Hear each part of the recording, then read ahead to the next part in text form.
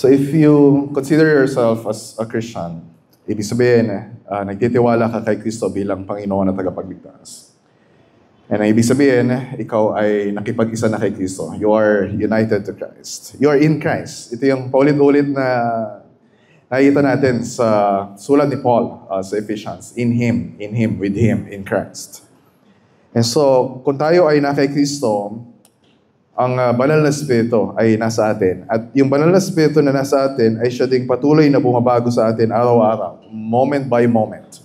Habang isinasabuhay natin yung bagong buhay na meron tayo kay Kristo. So ito yung proseso na pinagdadaanan ng bawat Kristiyano hanggang sa dulo ng buhay natin. At ang tawag dito ay sanctification.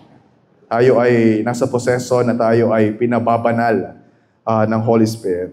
And so, like last week, yung image na ginamit natin dito sa Ephesians 4, 17 to 24, ay yung image ng buhay Kristiyano bilang paglalakbay. Dati tayo ay nasa dating daan, maling daan, pero nung natagpuan natin si Kristo, nakilala natin siya, ay nandito na tayo sa tamang daan, nandito na tayo sa bagong daan na nilalakaran natin. So, itong paglalakbay na ito ay isang mahaba at mahirap na paglalakbay. Sometimes we wish na mabilis lang yung or instant lang yung pagbabago na mangyayari sa atin. Of course, sinabi sa Scripture na tayo ay new creation. Pero alam natin na ito ay isang mahabang proseso. So, sa paglalakbay na ito ay meron tayong ilang mga problems na kakaharapin. And even yung understanding natin ng sanctification ay kailangang maitama. So, magbigay po ako ng ilang mga problema natin tungkol sa sanctification. So, yung una ay may kinalaman sa attitude natin tungkol sa kasalanan. So, alam po natin na ang bawat kasalanan ay offensive sa Diyos. Ito ay disrespect sa kanyang mga salita. Ito ay pagbabaliwala sa authority na meron ng Diyos. Ito ay paglapastangan sa kanyang kabutihan sa atin. Pero kadalasan, kapag pinag-usapan natin yung kasalanan or naimili lang tayo ng kasalanan na seseryosohin natin. Yung mga kasalanan na tulad, halimbawa, pag-aaralan natin sa Ephesians 5, next sa susunod na may kinalaman sa sexual sins or sexual immorality o kaya yung mga kasalanan na nagkakos ng scandal or public scandal.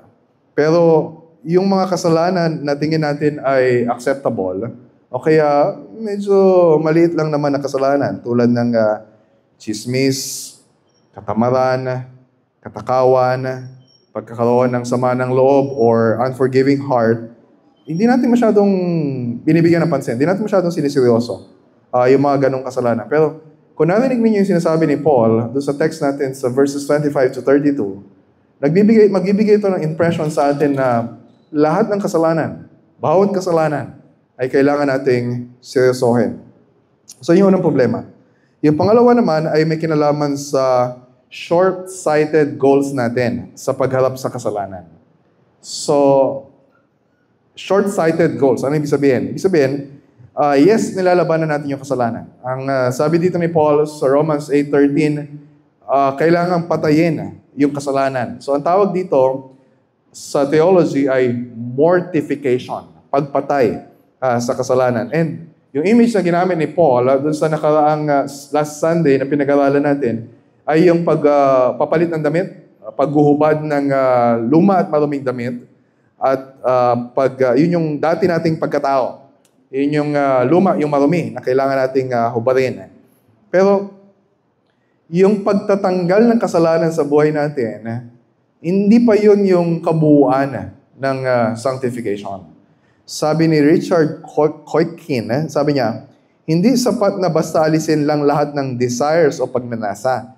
Sa halip, kailangang palitan ang maruruming pagnanasa ng malilinis na pagnanasa.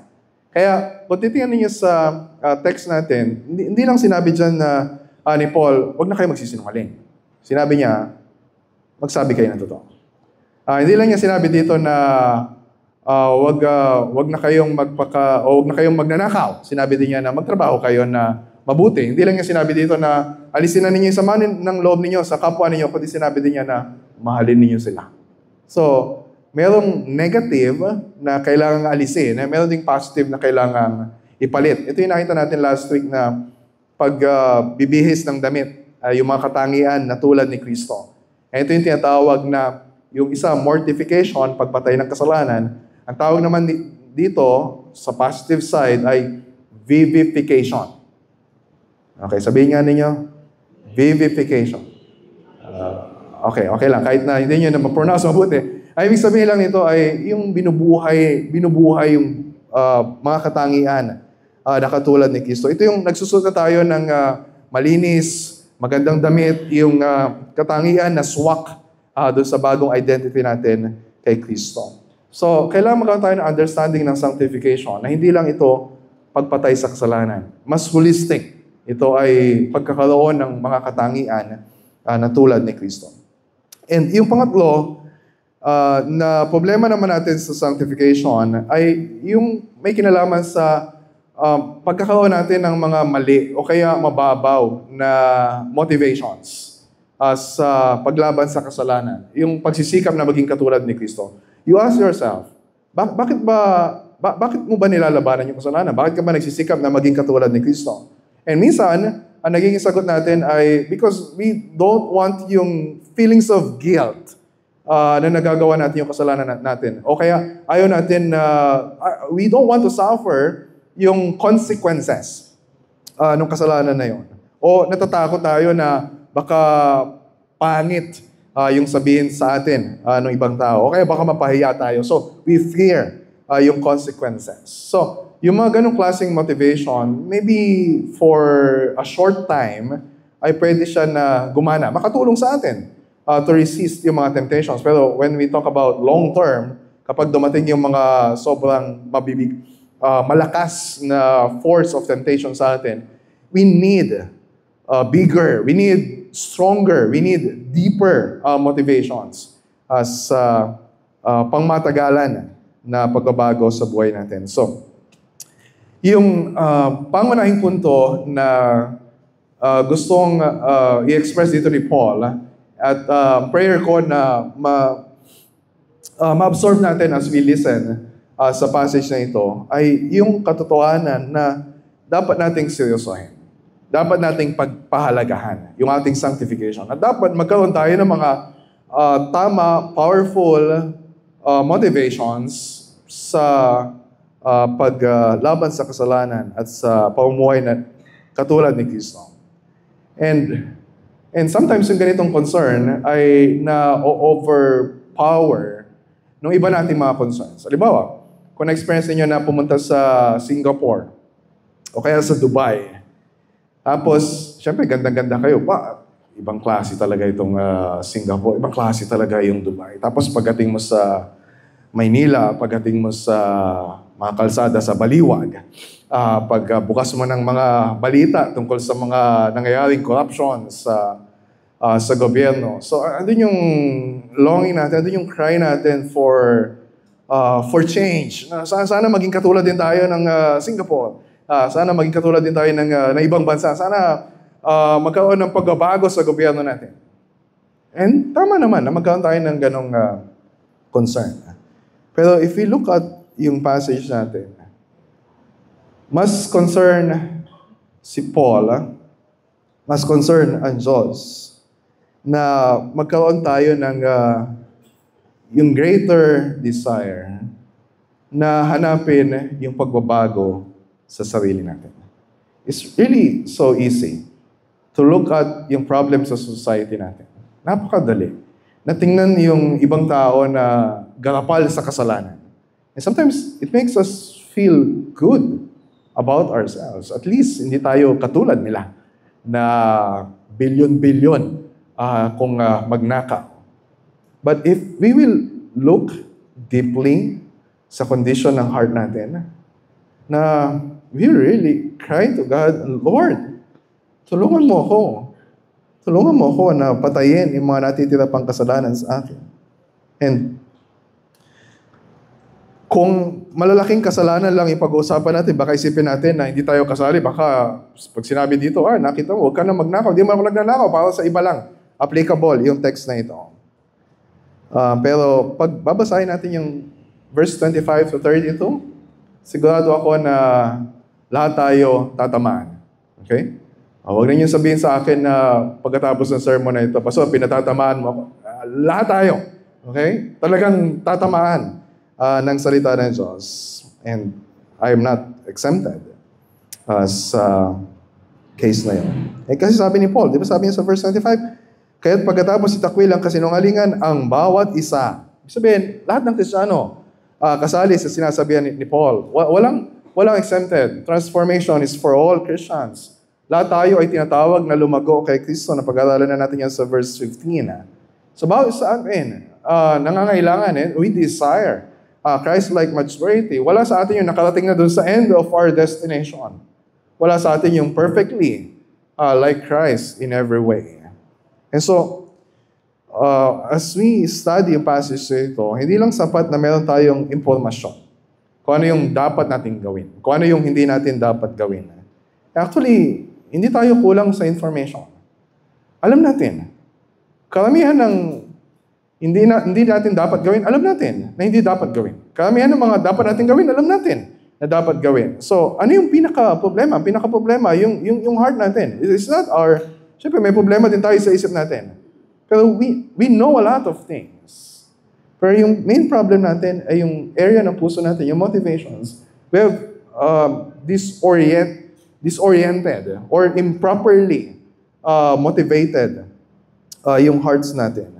So kaya, kung titingnan natin yung verse 25, di ba yung simula, kaya therefore, na makita natin all throughout Ephesians na itong mga sinasabi ni Paul, ito yung dapat nating gawin, ay nakakonekta dun sa mga katotohanan na sinabi na niya. Binanggit ko na ito sa mga nakarang sermon. Na itong imperatives sa chapters 4 to 6, yung mga utos na kailangan nating sundin, ay nakakabit sa indicatives ng chapters 1 to 3. Pag sinabing indicatives, ito yung mga katotohanan tungkol sa kung sino ang Diyos, kung ano yung ginawa ng Diyos para sa atin through Christ, at kung sino na tayo ngayon sa pakikipag-isa kay Kristo. At kapag ikinakabit natin yung sinasabi ni Paul sa chapters 4 to 6, sa chapters 1 to 3, na mag-reflect tayo doon sa mga katotohanan na tutulong sa atin para labanan yung kasalanan. Yung bang, bakit ka magreklamo sa Diyos? O bakit ka may inggit sa iba? Bakit mo sabihin sa puso mo na sana all kapag mayroong ibang tao na mas bine-bless kaysa sa'yo? If you know, yung Ephesians 1:3, blessed be the God and Father of our Lord Jesus Christ, who has blessed us with every spiritual blessing. Bakit ka magnanakaw kung meron ka ng the riches of His grace? Sa chapter 1, verse 7. Bakit ka magtatanim ng galit at hindi magpapatawad sa mga nagkasala sa iyo? Kung naranasan mo yung sinasabi niya sa 2:7, na the immeasurable riches of His grace in kindness toward us in Christ Jesus. Nagsisinungaling tayo, nagiging sakim tayo, nagnanasa tayo ng mga bagay na pag-aari ng iba, hindi tayo nagiging tapat sa asawa natin dahil madali nating makalimutan yung yaman ng biyaya na meron na tayo kay Kristo. We forget chapters 1 to 3. And so, isa pang motivation na sumusuporta, hindi lang sa exhortation sa verse 25, kundi sa lahat ng sasabihin ni Paul dito sa text natin. Yung first line, nasa first line pa lang po tayo. This is crucial.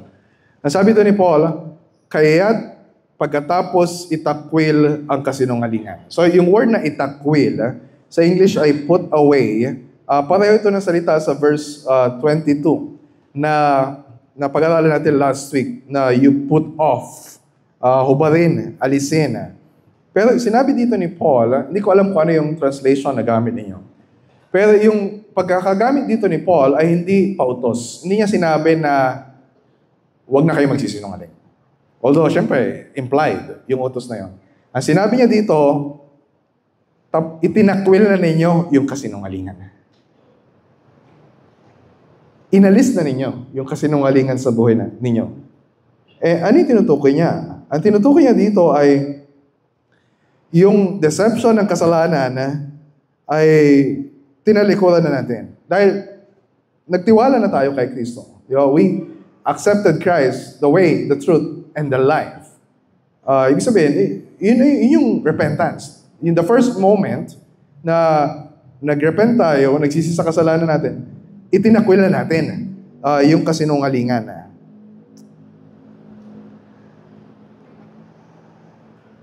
Di ba sabi niya sa verse 22 na kailangan nating iwan yung dating paraan ng pamumuhay na corrupt through deceitful desires dahil sa sinasabi sa verses 20 to 21. So balikan lang natin sandali yung pinag-aralan natin last week. Di ba sabi niya dito, ngunit hindi sa gayong paraan ninyo natutunan si Kristo. Kung tunay na siya ay inyong narinig at tinuruan sa Kanya kung paanong ang katotohanan ay na kay Jesus. So, bilang mga disciples, siyempre, kailangan natin matutunan kung paano sumunod kay Kristo. And we fail to follow Christ dahil nakakalimutan natin o hindi natin pinaniniwalaan yung katotohanan ng Ebanghelyo na narinig na natin dati. At sinabi natin na we believed the gospel. So, sinasabi dito ni Paul, yung kailangan na mag-motivate sa atin, before we talk about itong mga kasalanan na kailangan natin tanggalin, kailangan mag-motivate sa atin na magsikap sa pamumuhay na may kabanalan, yung katotohanan na meron na tayong bagong identity dahil sa gospel. Na yung mga utos dito ni Paul ay isang panawagan na maging totoo tayo sa sarili natin. Narinig niyo yung phrase na, be true to yourself? Do you think it's a good advice? Be true to yourself? Depende. Kung hindi ka Kristiyano, sasabihin ng mundo sa'yo, be true to yourself. And that's not good. Bakit? Dahil kung wala ka kay Kristo, yung puso mo ay deceitful, mandaraya. So kung susundin mo lang yung sarili mo, sariling desires mo, you're just being true to yourself, saan mauuwi yun? Sa pagkasira ng buhay mo, sa kapahamakan. So, if you are not in Christ, ang unang-unang kailangan mong gawin ay pagsisihan yung mga kasalanan mo. Talikuran yung mga kasinungalingan na pinaniniwalaan mo. And to put your faith in Christ. Paniwalaan yung mabuting balita na si Jesus lang. Yung kanyang perfect life, yung kanyang substitutionary death on the cross, yung kanyang resurrection na ang makapagliligtas sa iyo. So, yung be true to yourself is not good kapag hindi ka Kristiyano. Pero if you are a Christian, actually, it's biblical. Bakit? So, bakit ko nasabi?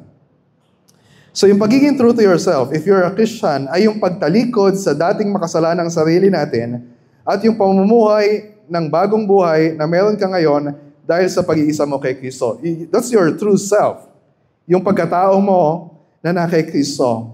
And this is my prayer na as we go through yung passage na ito, sa sinasabi ni Paul, ay mag-work yung Holy Spirit sa atin na ipakita sa atin kung sino talaga tayo kay Kristo. Ipakita sa atin kung paano tayo talaga dapat mamuhay na katulad ni Kristo at baguhin yung heart natin na magkaroon tayo ng mga deep motivations para talikuran yung natitira pang kasalanan sa atin.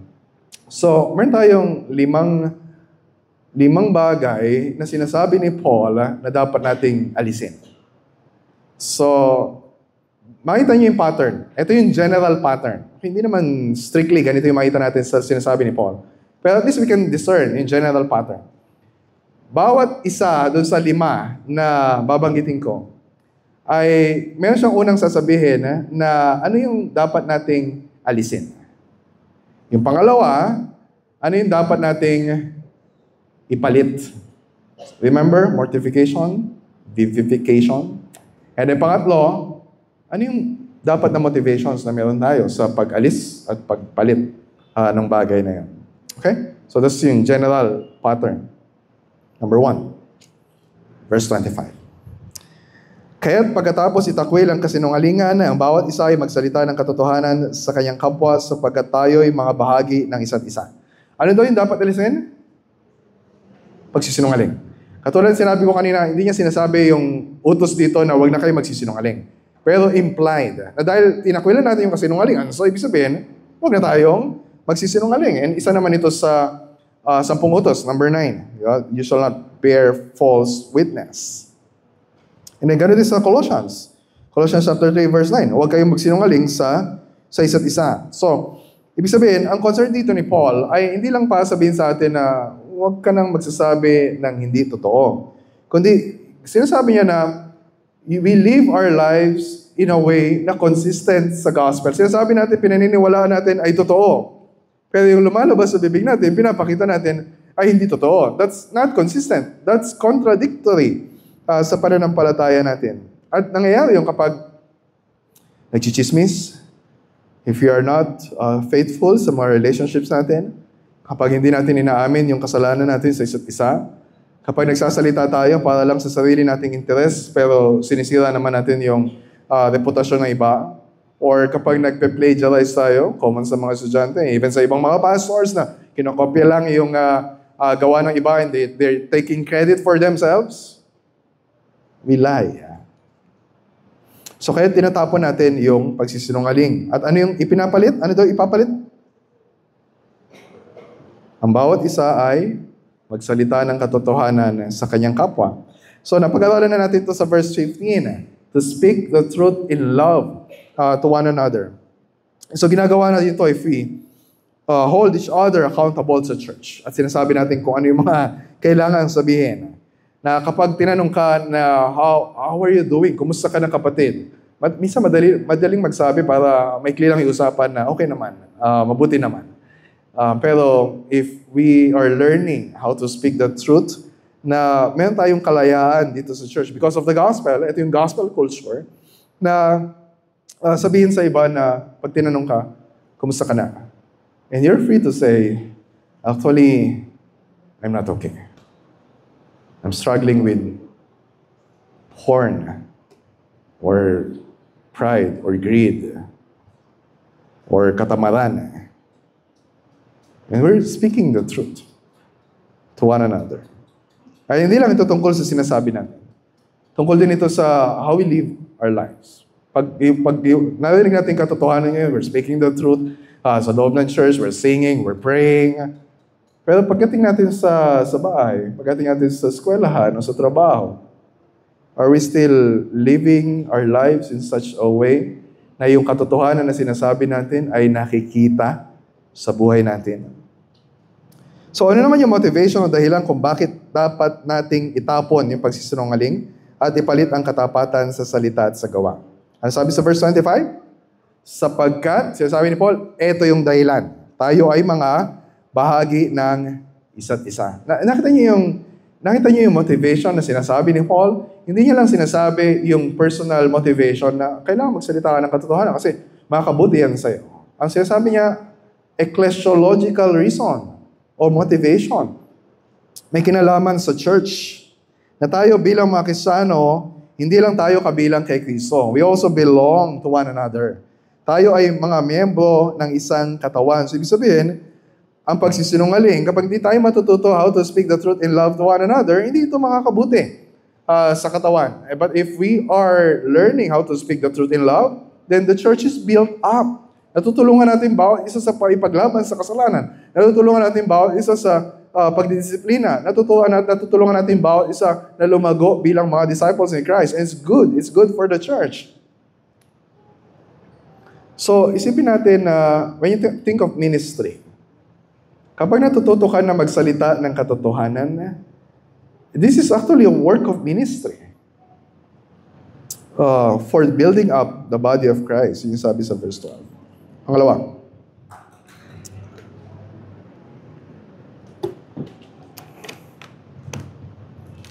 Ano yung susunod na dapat alisin? Sa verse 26? Ano yung susunod na alisin? Hindi niya sinabing exactly galit. Ang sabi niya, makasalanang pagkagalit or sinful anger. Kasi sabi niya dito, magalit kayo, ngunit huwag kayong magkasala. Huwag hayaang lubugan ng araw ang inyong galit. So I'm using yung version ng ang Biblia. And yung sinabi dito ni Paul ay galing sa Psalm 4 verse 4. Magalit ka, subalit huwag kang magkakasala. Magbulay-bulay ka ng iyong puso sa iyong higaan at tumahimik ka. Ano sinasabi dito ni Paul? Inuutos ba dito ni Paul na magalit tayo? Actually, hindi naman kailangan iutos na magalit tayo. Ang point niya dito ay merong mga galit na may tuturing na sinful. Meron mga galit na may tuturing na righteous anger. You remember yung anger ng Panginoong Jesucristo? Nung nakita niyo yung mga nagtitinda sa templo sa John chapter 2. And yung galit na yon ay nanggaling sa kanyang zeal for the glory of God. And nakita rin ito sa kanyang galit, yung in-expose niya yung hypocrisy ng mga religious leaders sa Matthew 23. So, ibig sabihin, tama lang na magalit sa kasalanan. Tama lang na magalit sa injustices, sa pangabuso, at sa kawalang galang sa Diyos. Actually, hindi tama kapag hindi tayo magagalit sa mga bagay na yun. Pero, kadalasan, if we will assess yung mga moments na nagagalit tayo, yun ay makasalanan. At hindi dahil sa zeal for the glory of God. More on selfish reasons for our own reputation. And yes, minsan, natural, nagagalit ka sa asawa mo o sa anak mo. Or even sa ibang member ng church na hindi mo nagustuhan yung ginawa niya. And pero sabi dito ni Paul, kung magalit ka man, ano sabi niya? Huwag mong hayaang lubugan ng araw ang iyong galit. Okay? So hindi ibig sabihin dito na hanggang 6 p.m. lang yung galit. O kaya, pagka gabi o madaling araw ako nagalit, at least mahaba pa yung panahon ko para ikim-kim yung galit na ito. So, Paul was not giving a timeline na sasabihin mo sa asawa mo, mag-alas 6 na, hindi ka na dapat magalit sa akin. So, ano yung point dito? Yung paalala dito ni Paul ay, siyempre kapag galit tayo, di ba nandun yung napakalakas ng temptation na gumawa ng masama. Yung moment na nagsasalita ka ng masama, karaniwan inyong moment na ang haba-haba ng panahon na nagagalit ka. O hindi mo nakokontrol yung kamay mo, nakakasakit ka ng iba. Kaya sabi ni John Calvin, dapat nating agad supilin ang ating galit at huwag hayaang lumakas ito sa patuloy na pananatili nito. Huwag nating pagtatagalin. Bago pa man makapasok sa puso ang lason ng pagkamuhi sa kapwa, ang galit ay dapat lubusang alisin. So ang point niya dito, dapat nating alisin yung galit natin agad-agad at huwag natin tong hayaan na lumala. Kailangan nating palitan yung galit na yun. Ano yung kailangan ipalit? Ano sabi sa text natin? Walang nakalagay. Pero mamaya, sa verses 31 to 32, maraming isulat, i-reserve natin yung sagot sa question na yon sa panghuli. Okay? So, skip natin muna yung question na yon. Dun sa pangatlo, ano daw yung dapat na motivation na meron tayo para labanan yung galit sa atin at hindi magtagal? Ano sabi sa verse 27? At huwag bigyan ng pagkakataon ang job. Ibig sabihin, kung hayaan mong tumagal yung galit mo, you're giving an opportunity for the devil to do his work. And his work is not good. His work is always to kill and to destroy. And yun yung ginagawa ng galit sa atin. Naalala nyo yung warning ng Diyos kay Cain nung nagalit siya dahil sa inggit sa kanyang kapatid. Ano sabi sa kanya ng Diyos? Genesis 4:7. Ang kasalanan ay tulad ng mabangis na hayop na lagi nag-aabang upang lapain ka. And so binalaan tayo ni Peter sa 1 Peter 5:8. Maging handa kayo at magbantay. Ang dyablo, ang kaaway ninyo ay parang leong umuungal at aali-aligid at naghahanap ng malalapa. And this is a very practical motivation. Na sinasabi ni Paul na kung ayaw mong sakmalin ka lapain ka, patayin ka ng dyablo, and deal with your anger. Deal with your anger. Huwag nating hayaan na sirain ng galit natin yung pamilya natin o yung church natin. Huwag nating hayaan na magtagumpay yung kaaway. So, yun yung motivation. Pangatlo. Ano yung pangatlo daw na dapat nating alisin? Ano sabi sa verse 28? Ano dapat alisin? Pwede kayo sumagot pag nagtatanong ako. Pagnanakaw. Okay? Ano sabi sa verse 28? Ang nagnanakaw ay huwag nang magnakaw pa. So, again, huwag niyo isipin yung mga politicians. Wala namang mga politicians dito. O yung mga contractor. May contractor dito pero hindi naman sila corrupt. Na sinasabi dito ni Paul na it's possible na sa church sa Ephesus ay maaaring merong mga members na yung lifestyle nila dati ay pagnanakaw. Maybe mga professionals sila na mga magnanakaw. And so paalala dito ni Paul na huwag na kayong mamuhay ayon sa dating paraan ng inyong pamumuhay. Na of course sa atin, maaaring sabihin natin, hindi naman tayo nagnanakaw na katulad nila. Pero iniisip ba natin in what ways nilalabag din natin yung isa sa 10 utos na huwag kang magnanakaw? Sa paanong paraan? Kapag hindi tayo nagbibigay sa mga offerings natin. O kapag yung mga employer, meron kang empleyado, pero hindi mo pinapasweldo ng tama. Hindi mo binibigay yung mga benefits na dapat ay ibigay sa kanila. Kung ikaw ay empleyado, pero laging undertime yung ginagawa mo, samantalang pinapasweldo ka ng tama. O kapag gumagamit tayo ng pirated or unlicensed na mga e-books, software, or mga movies or music, as a form of stealing. Nagnanakaw tayo tuwing kinukuha natin para sa ating sarili ang anumang bagay na hindi naman tama o legal na atin, kundi pag-aari ng iba. So we're stealing. Pero hindi lang sapat na huwag lang magnakaw. Ano daw dapat ipalit dito? Ano sabi sa verse 28? Ano sabi? Magtrabaho at gumawa siya sa pamamagitan ng kanyang sariling mga kamay ng mabuting bagay. Hindi naman sapat na hindi ka nga nagnanakaw, pero wala ka namang ginagawa. Tamad ka naman. Hindi ka naman nagsisikap na magtrabaho. So ito ay para sa mga may kakayahan na magtrabaho. So kung kaya mo magtrabaho ka ng buong lakas. Na hindi basta-basta umaasa lang sa ibang tao. Wag nating isipin na yung trabaho ay parusa ng Diyos sa kasalanan. Di ba? Pagka Sunday, tapos magka-Monday na, hi, Lunes na naman. Okay, parusa talaga itong trabaho na ito sa akin. No. Ang trabaho ay mabuting disenyo ng Diyos para sa atin.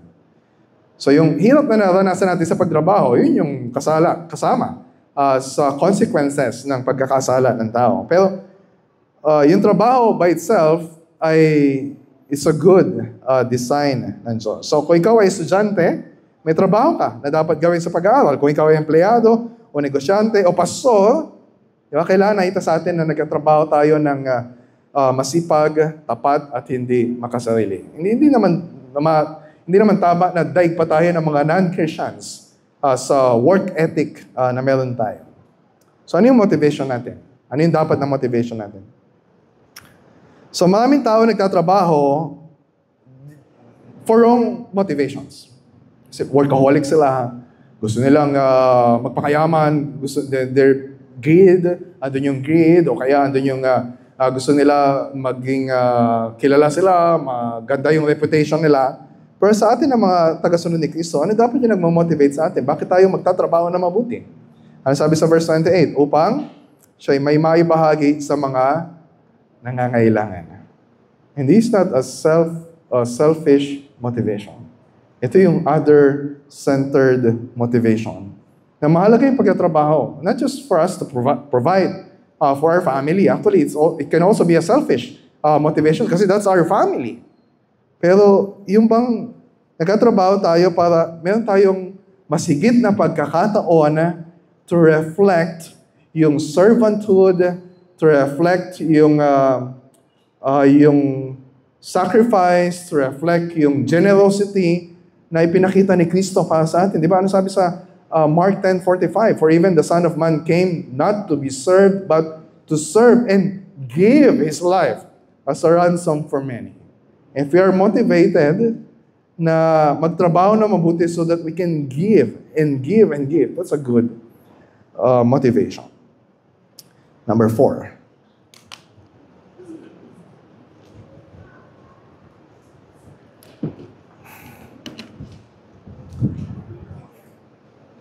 May kinalaman ulit sa pagsasalita.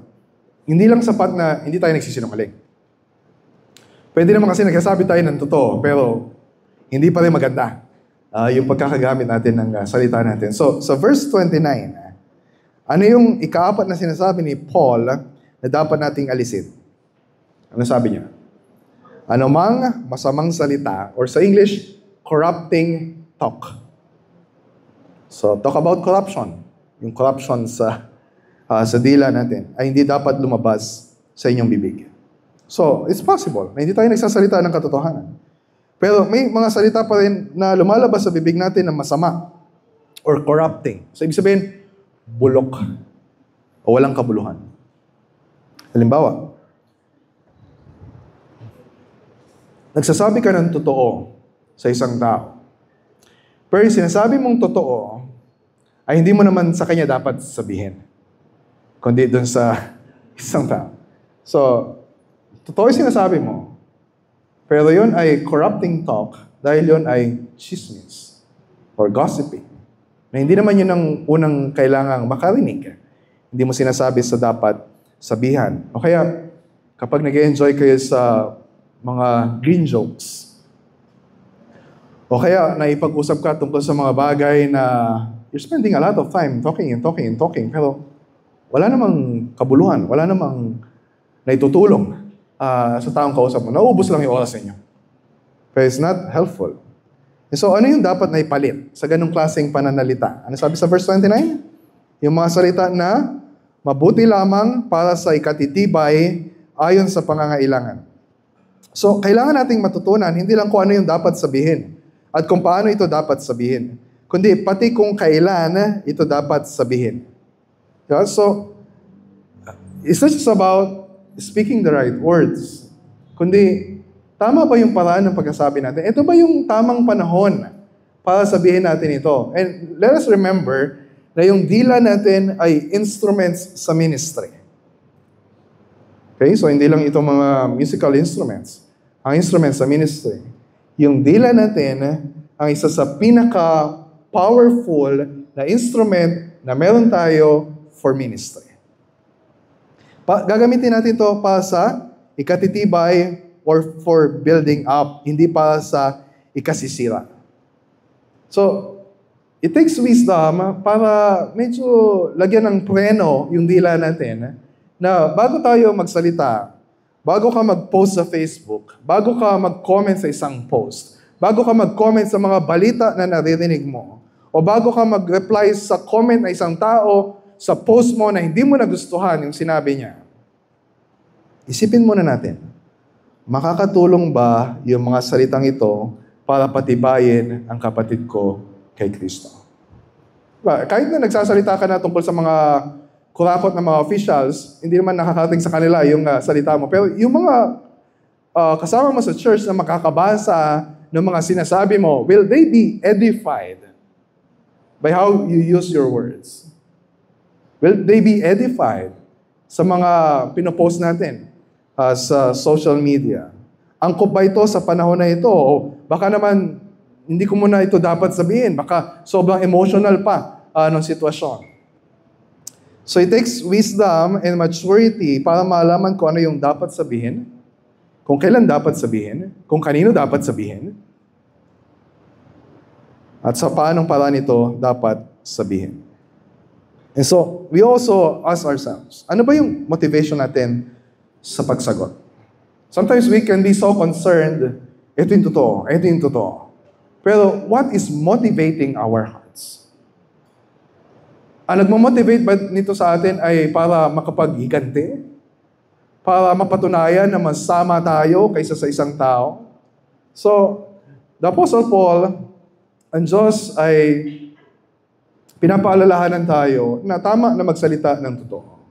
But it's not just about yung content ng words natin. Mas concerned ng Diyos, what's going on inside our hearts. What's going on inside our hearts. So, mayroong dalawang motivations na binigay si Paul. Sa verse 29, horizontal motivation. So, bakit horizontal? Sabi niya sa verse 29, upang ito ay makapagbigay ng biyaya sa mga nakikinig. So ito ay paalala sa atin na we need to be motivated, hindi lang sa kung ano yung makakabuti sa kapatid natin. Yung word na ginamit niya, that it may give grace to those who hear. Na tayo mga Kristiyano na tumanggap ng biyaya ng Diyos. Diba? Yung good news of the gospel is something na we don't deserve. Ang pagtrato sa atin ng Diyos ay by grace alone. We don't deserve itong good news na naririnig natin.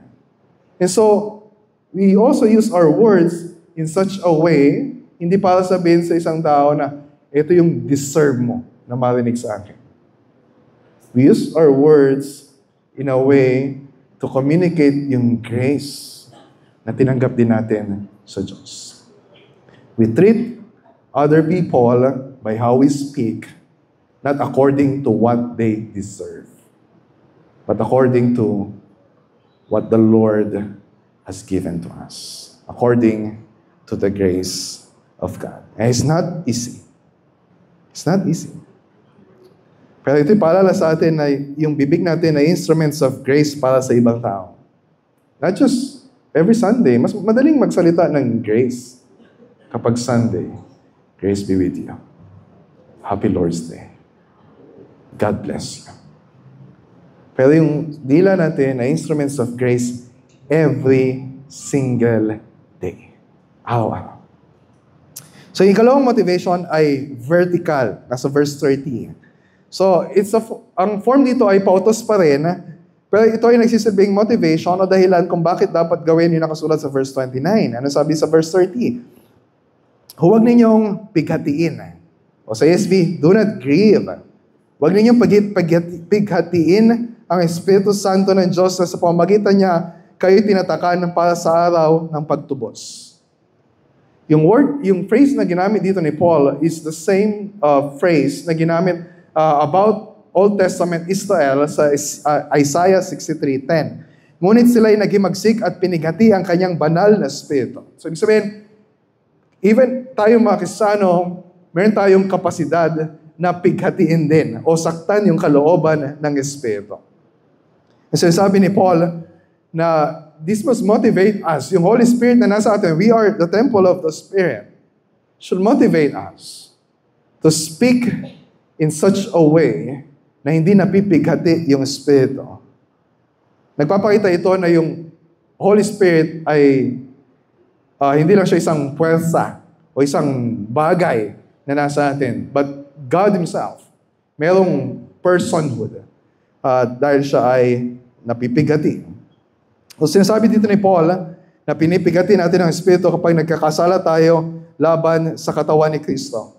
Kapag nagsasalita tayo in such a way na hindi nakakatulong sa pagkakaisa sa church, kundi nakakapaghati pa sa church. And we're not maintaining yung unity in the Spirit na binanggit sa early part ng chapter 4. Kapag nagsisinungaling tayo o namumuhay na may pagkukunwari, pinipigati natin ang Espiritu dahil the Holy Spirit is the Spirit of truth.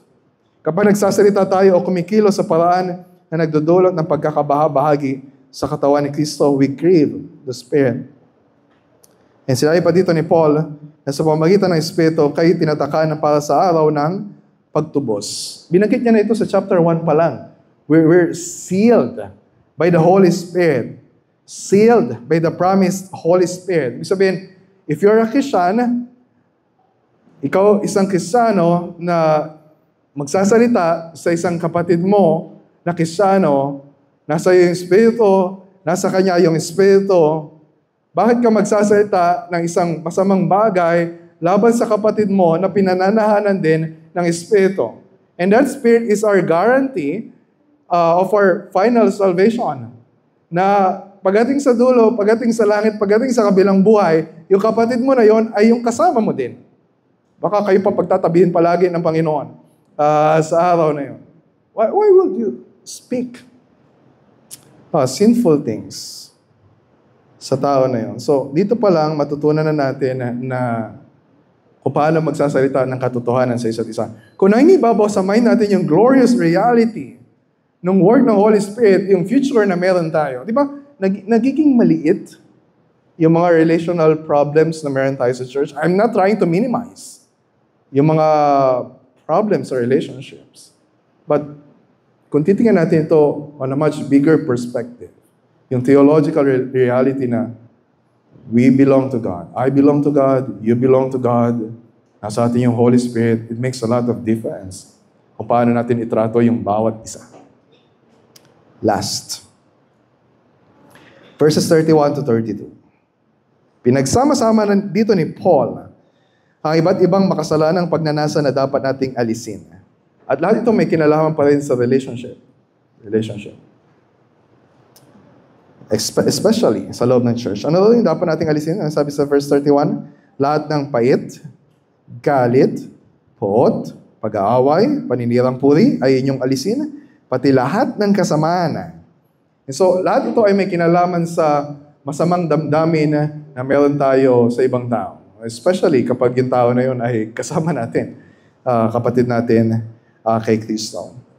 Yung kapag may hinanakit tayo sa iba, dahil sa kasalanan ginawa nila sa atin, kapag negatibo yung iniisip natin tungkol sa kanila, kapag nagsasalita tayo ng masama laban sa kanila, o kapag nagbabalak tayo na gumawa ng paraan para makaganti sa kanilang kasalanan, kahit na hindi natin i-carry out yung plan natin, just by planning na merong masamang mangyari sa kapatid natin, hindi lang sila yung nagagawa natin ng kasalanan. We are sinning against God Himself. And so, pansinin natin yung salitang lahat. Sabi ni Paul, lahat.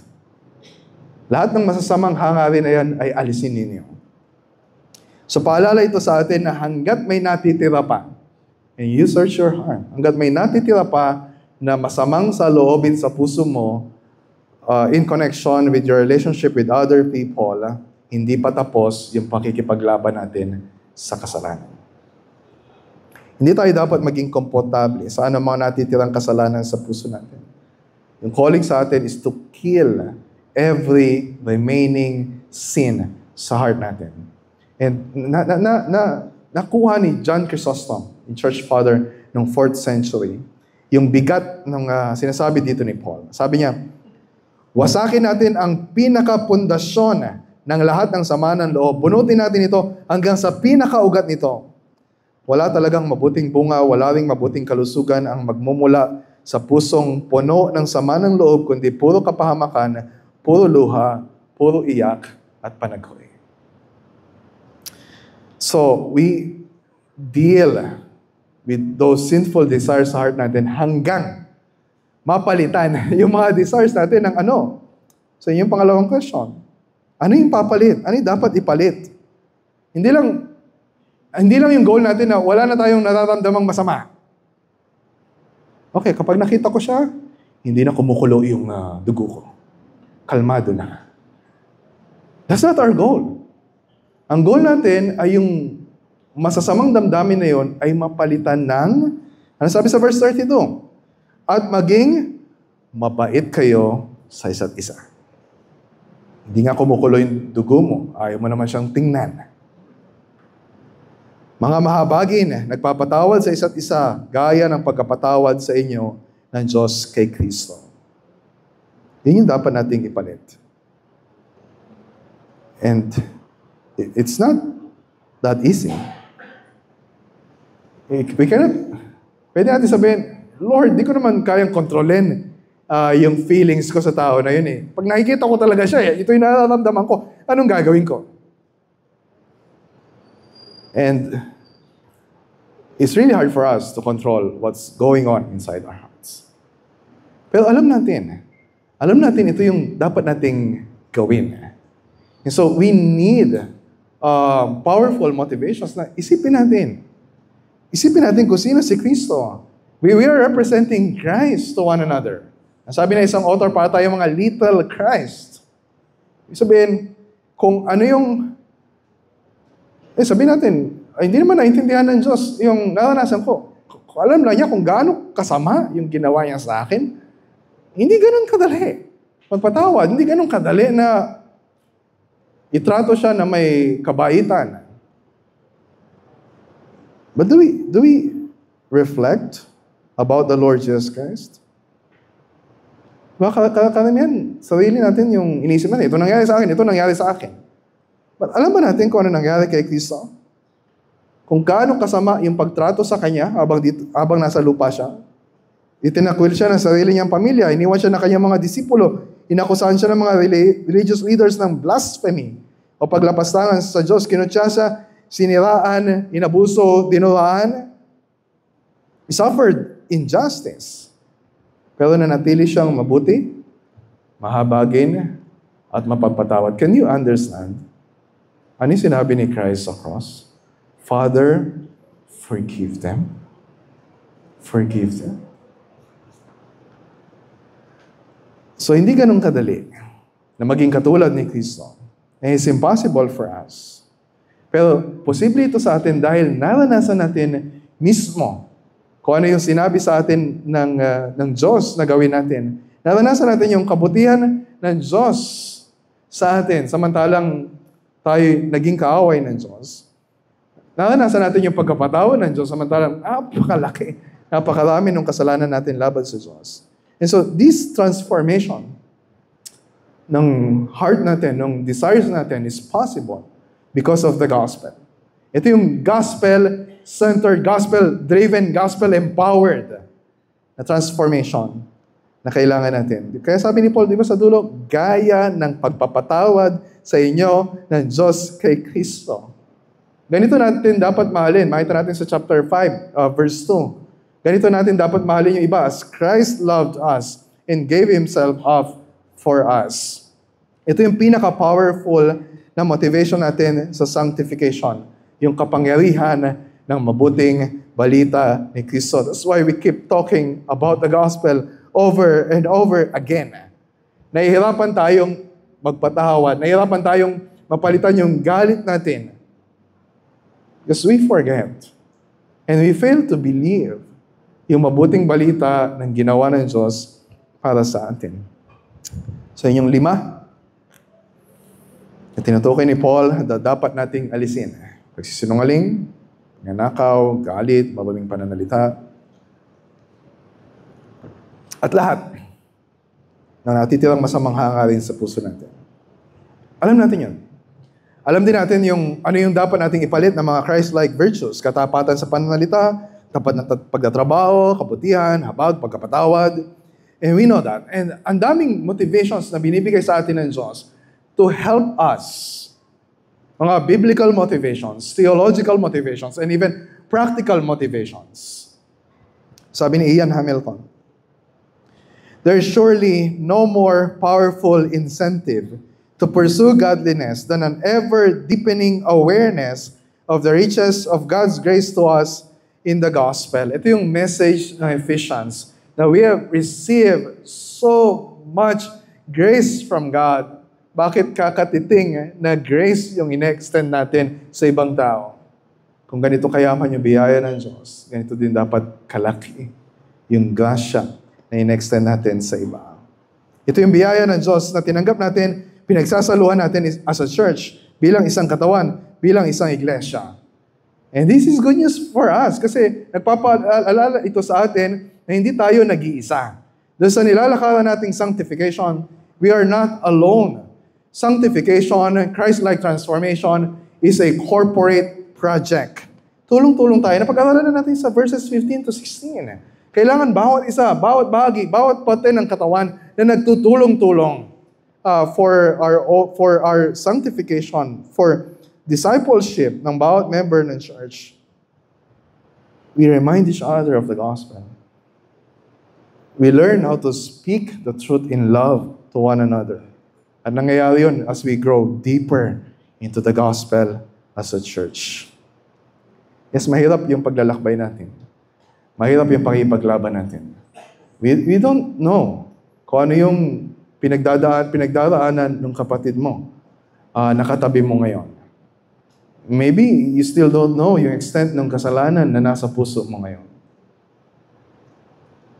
And sometimes, panghihinaan tayo ng loob. Pero yung message sa atin dito ni Paul, magpakatatag tayo. Take heart. Lakasan mo yung loob mo sa pakipaglaban sa kasalanan. Huwag kang susuko. Huwag mo sabihin na, hindi ko na kaya to. Wala na akong magagawa dito. Yes, sa sarili mo. But God has given us everything we need. All the resources we need. Nasa atin yung salita ng Diyos. Nasa atin yung Espiritu ng Diyos. Nasa atin yung pamilya ng Diyos na tutulong sa atin. And we have the Holy Spirit to make sure that one day, kung paano ako nagtapos last week doon sa sermon, I will end the same way. Bakit? Kasi kailangan natin makita yung vision. Kung ano yung mangyayari in the future. Nangihina yung loob natin kasi nakita lang natin ano yung nangyayari ngayon. Hindi natin makita anong mangyayari sa susunod na araw. Mapagtatagumpayan ko ba yung kasalanan na ito? Will we ever win this war against sin? And when you look to that day, na sinasabi sa 1 John chapter 3 verse 2, na sa pagdating ni Kristo, makikita natin siya ng mukhaan, and we will see His face, and we will become like Christ. Wala nang kasalanan. Hubad na lahat ng kasalanan. At yung damit natin ay fully like Christ. Oh, what a day it will be. So habang hinihintay natin yon, magpapatuloy tayo sa pakipaglaban. Magpapatuloy tayo na gawin lahat ng dapat nating gawin na umaasa na sapat yung tulong at biyaya na nanggagaling sa Diyos araw-araw para sa atin. Let's pray.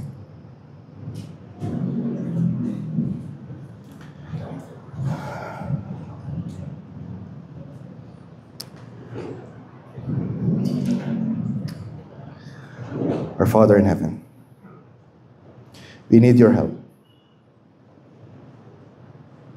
Sa araw-araw na pakipaglaban namin sa kasalanan.